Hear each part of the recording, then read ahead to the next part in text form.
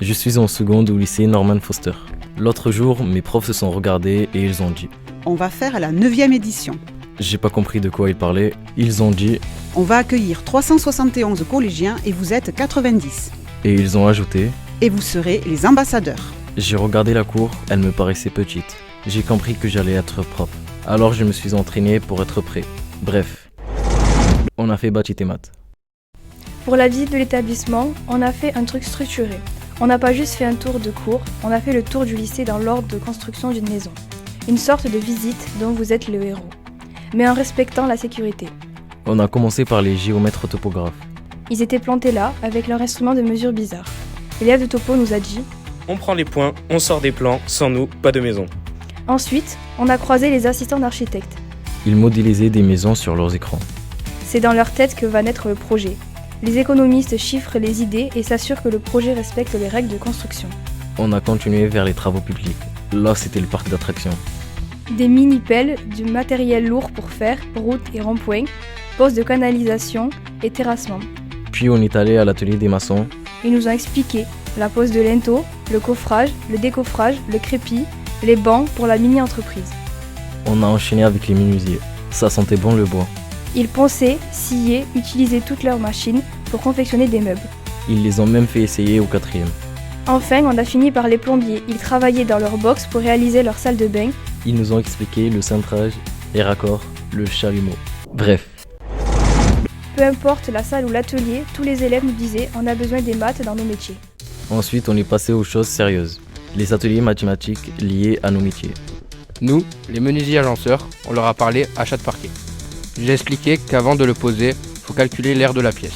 Ensuite, j'ai dit, faut ajouter 10% pour les chutes. Il a dit, Pourquoi rajouter un pourcentage? j'ai dit, parce que si tu te loupes sur une découpe, t'auras pas assez de parquet pour faire toute la pièce. Ensuite, ils ont travaillé à l'atelier pour faire une rambarde en bois. Une rambarde, c'est des barreaux régulièrement espacés sur un linteau. Le 4e avait son mètre, il voulait bien faire. Il a mesuré pour tracer le premier trait depuis le bord, puis le 2e depuis le premier trait. J'ai regardé sans rien dire. Au 5e trait, il avait déjà 3 mm de décalage. Il a dit, C'est pas grave 3 mm. j'ai dit, à la fin de la rambarde, ça fait 3 cm. Il a regardé sa planche, il a regardé son mètre. Il était désolé.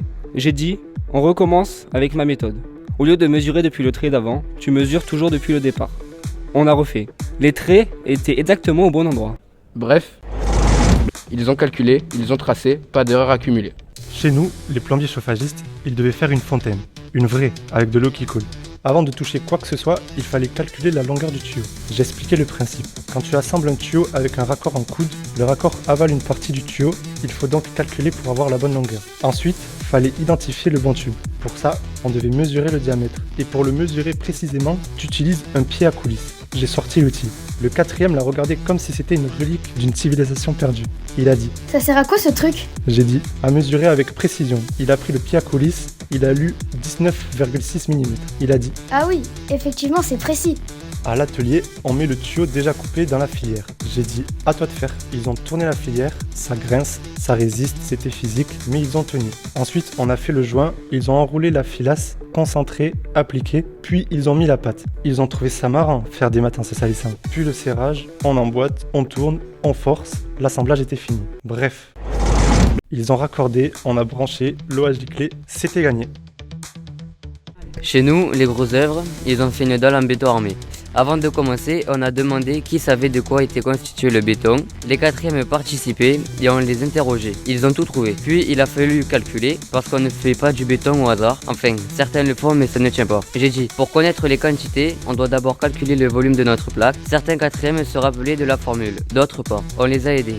Ensuite, la proportionnalité. Pour faire du béton, il y a une recette, comme en cuisine. Sauf que si tu rates, ce n'est pas immangeable, c'est juste dangereux. J'ai écrit la recette sur leur feuille, ils ont calculé pour adapter les quantités. Ensuite, on s'est préparé pour aller à l'atelier.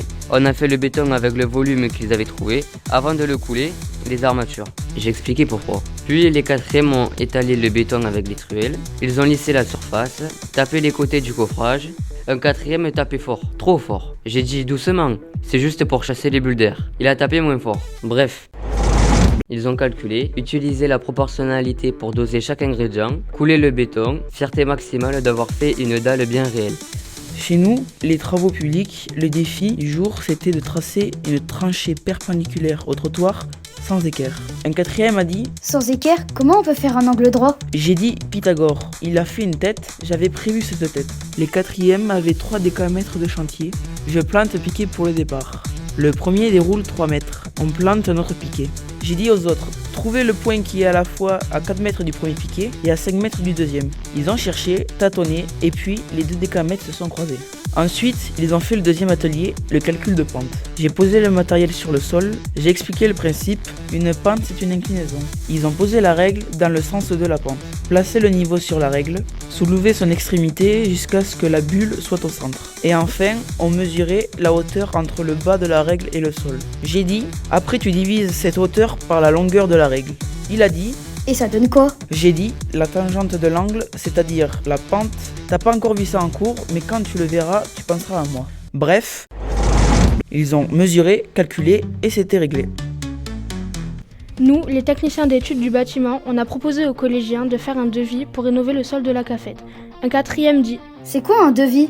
J'ai expliqué. Un devis dit ce qu'on va faire, comment on va le faire, avec quels matériaux et combien ça va coûter. C'est la base. Sans devis, pas de chantier. À partir de nos mesures, on leur a demandé de reproduire le sol à rénover à l'échelle.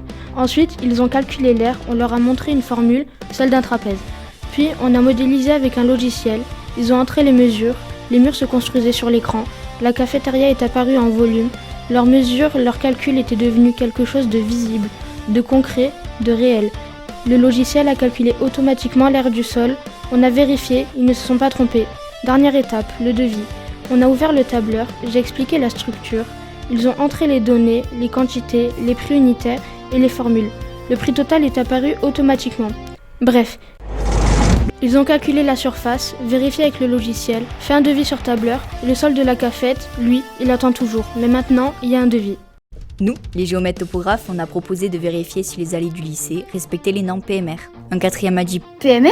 J'ai dit personnes à mobilité réduite, fauteuil roulant, déambulateur, poussette, toutes les personnes qui ont besoin que le sol soit praticable. Il a dit Et elles sont conformes? J'ai dit on ne sait pas, c'est ce qu'on va vérifier. J'ai expliqué les normes, j'ai montré les outils pour faire des mesures, la mire, le crapaud, le niveau. Il a dit Le crapaud? Je l'ai regardé, il a souri, puis il a ri. Il a dit Le crapaud c'est le vrai nom? J'ai dit c'est le vrai nom. Puis on a expliqué comment lire sur une mire. Là, il a moins ri. Puis on est allé dehors. Un quatrième s'est positionné avec la mire au début de l'allée. Sur le crapaud, il a souri. Je lui ai dit de tenir la mire bien verticale avec la nivelle. Et notre quatrième s'est mis derrière le niveau.